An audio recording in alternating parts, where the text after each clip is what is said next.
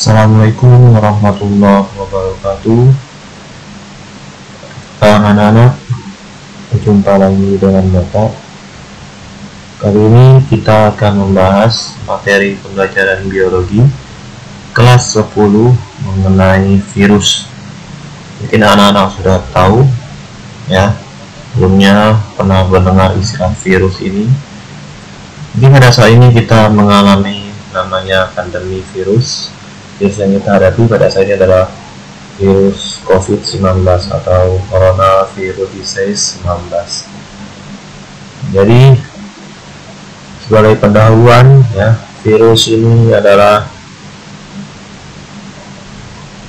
dikatakan makhluk hidup ya, dikatakan makhluk hidup ya.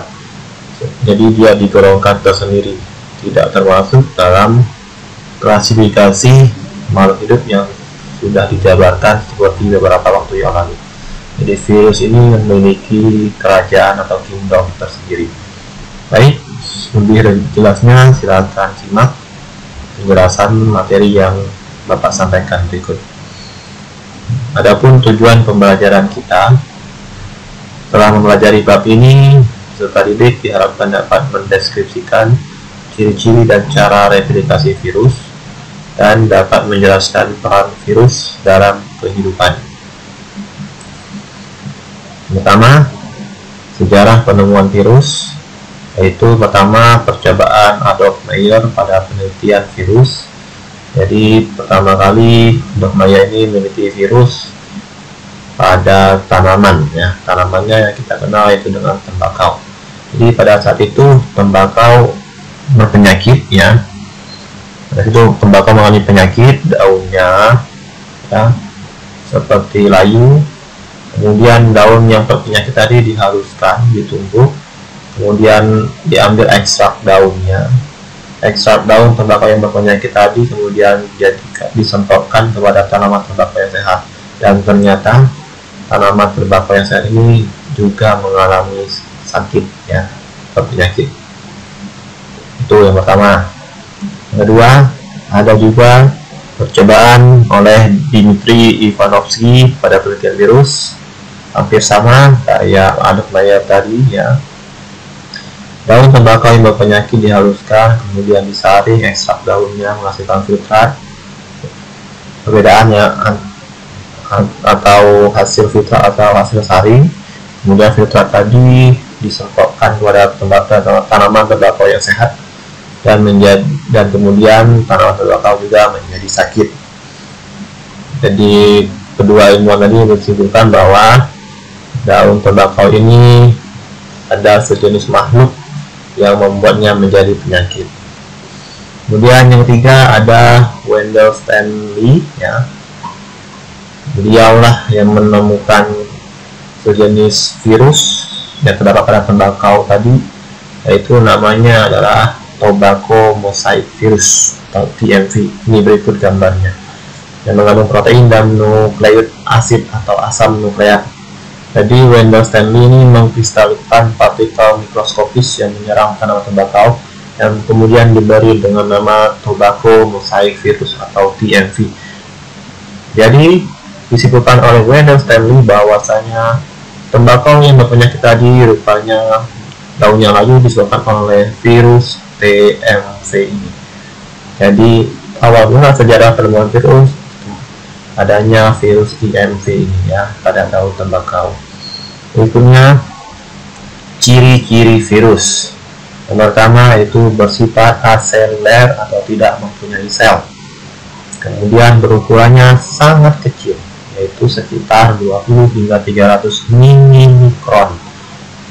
Kita tidak bisa melihat virus secara kasat mata hanya dengan bantuan alat yang canggih, ya, mikroskop, elektron dan sejenisnya. Yang ketiga, memiliki salah satu macam asam nukleat RNA atau DNA. RNA ini kepanjangan dari ribonukleat asid atau DNA deoksiribonukleat asid, berupa habur atau kristal, bentuknya beragam, antara lain oval, silinder, polihedral, dan kompleks. Yang keenam, tersusun atas asam nukleat yang disebut kapsid. Jadi dikatakan makhluk tidak hidup karena dia tidak mempunyai sel. Dikatakan makhluk hidup tetapi dia memiliki asam nukleat. Kita juga ada asam nukleat, yaitu berupa DNA. Nah, sedangkan virus juga ada di sini ya. Di sini ada gambar virus, jadi gambar virus yang diwakili oleh bakteriofag. Ada penjelasannya. Jadi terdiri dari kapsid, DNA, leher, cembung ekor, sabun ekor, papan dasar, dan jarum penusuk. Ya, ini kurang lebih gambar virus ya, yang berbentuk seperti huruf T ya. Berikutnya adapun struktur tubuh virus ya, terdiri dari subunit lipid atau lemak, RNA virus, ya, enzim reverse transcriptase, selubung protein atau kapsid.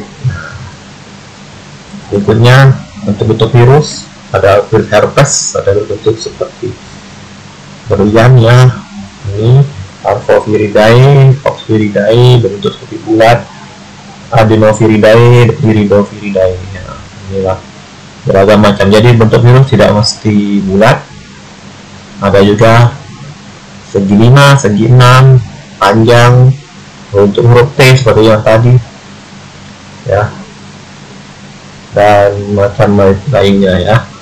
Berikutnya adapun bentuk-bentuk selubung protein atau kapsid virus juga ada yang berbentuk helix, ada yang berbentuk helix ya. Ini seperti TMV tadi, Tobacco mosaic virus, ada yang berbentuk kompleks seperti bakteriofag ya, terus bakteri dan berbentuk polihedral. Yang keempat, virus pemakan bakteri atau bakteriofag nama lainnya. Bakteriofag atau fag adalah virus pemakan bakteri yang ditemukan oleh Frederick Dwork dan Felix de Heron. Bakteriofag menyebabkan sel bakteri pecah. Jadi virus pemakan bakteri ini termasuk manusia ya, dinamakan bakteriofag ya. Ini gambarnya,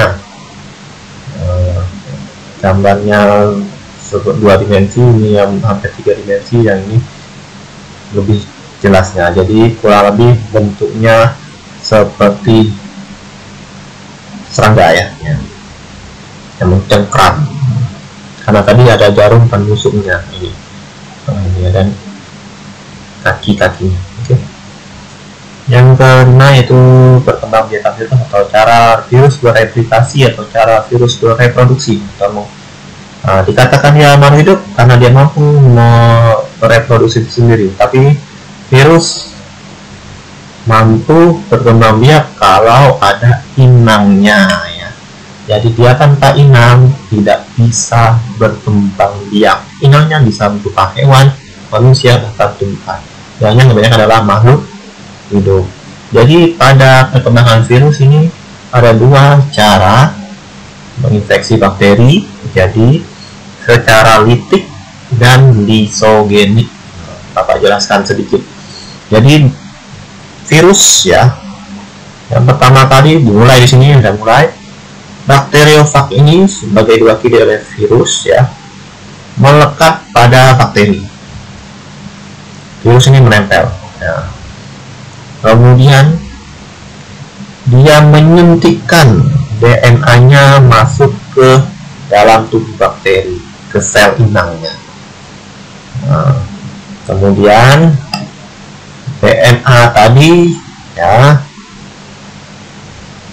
diuraikan di dalam sel inang ini menjadi beberapa macam ya. Saya jelaskan dulu bertahap siklus litik dulu ya.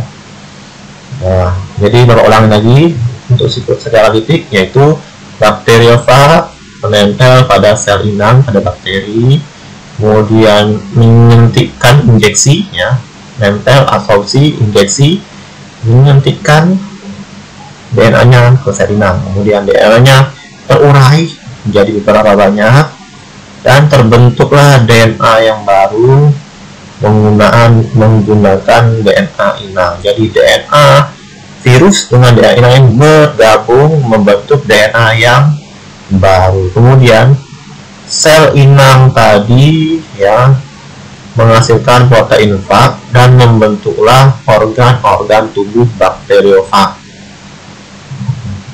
Kemudian setelah dirakit bakteriofag tadi dalam sel inang ini berkembang ya menjadi banyak, akibatnya mengalami pemecahan sel atau istilahnya dikenal dengan istilah lisis atau litik.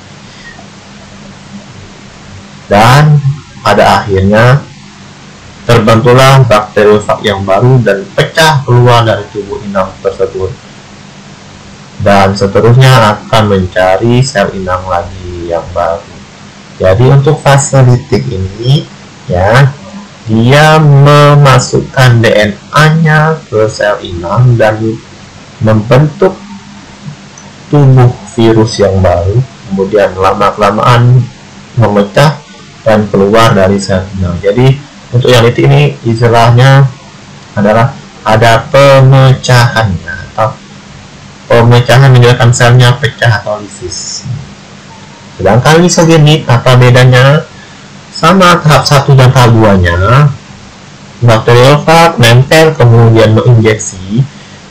DNA-nya apa yang berbeda di sini? DNA kalau yang sini diuraikan, kalau yang ini bergabung dengan DNA sel inangnya. Kemudian membagi menjadi 2, bereplikasi menggandakan diri menjadi 2. Kemudian dia keluar dari kromosomnya dan mengalami siklus litik, kembali lagi ke litik. Nah, kembali ke sini lagi ya.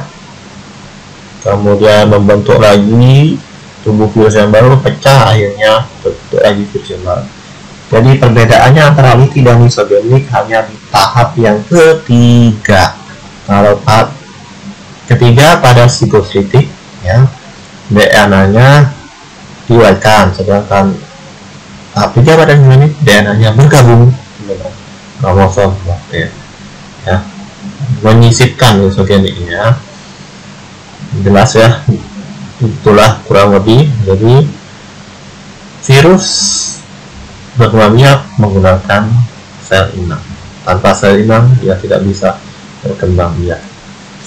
Berikutnya, adapun penyakit pada tumbuhan yang disebabkan oleh virus, yang pertama ya, penyakit kuning pada daun tomat akibat Bean Golden Mosaic Virus namanya, daun menggulung akibat Turnip Yellow Mosaic Virus, dan mosaik pada daun tembakau. Ini daun tembakau, ini pada daunnya menggulung, dan ini pada daun tomat menguning. Pada manusia ada juga hepatitis ya, menyerang hati, mata menjadi kuning, tangan badan kuning, herpes, nah ini ya, seperti benjol-benjolan, flu, influenza sudah tahu semuanya, campak, ini ada bayi biasanya mulai, dan Ebola ya, berasal dari Afrika. Yang terbaru itu saja seperti yang Pak jelaskan di awal tadi, yaitu virus corona.